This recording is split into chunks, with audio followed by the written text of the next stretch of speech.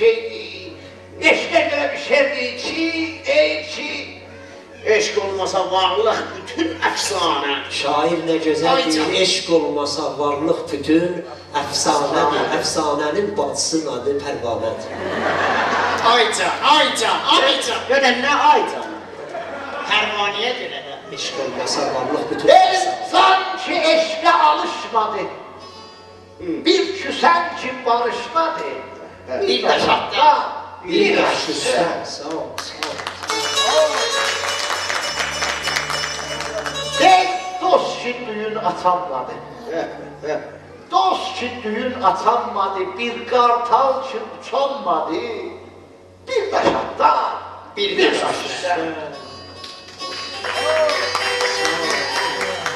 Bir süfrə ki qonağı yox. Bir süfrə ki qonağı yox buna sayda. Der ki bir süfrə ki qonağı yox. Bir gözəl ki yanağı yox.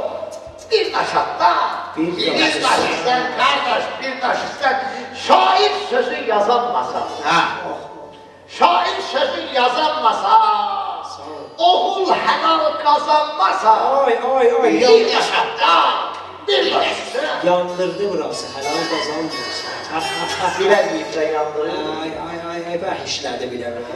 Bəzi adam görürsən birinə salam əleyk edər, birinə kefəhval edər, onun minlər vaxtlar ondan salam əleyk edər. Görürsən bəzi adam buzurdu da birinə salam verər, deyər bundan bir mənə mənfəət gələcək, ona salam verir. Mənzurlu salam verir. Görürsən biri-birinin bağından ötürü birinə kefəhval edər, biri-birinin Maşinindən ötürmez. biri varından, karından ötür, biri məqamından ötür. Biri görsən dost olur, biri ilə belə olur. Salam gələk tamannasız ola, salam gələk minnətsiz ola, biri ilə kefəfat, indi mən səndən dostam.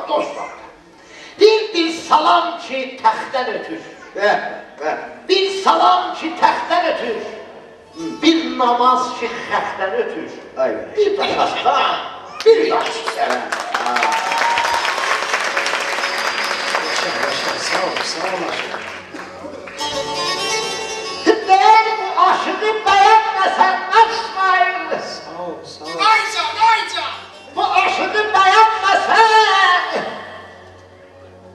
gözəlliğin görənməsən, qiymətini verənməsən,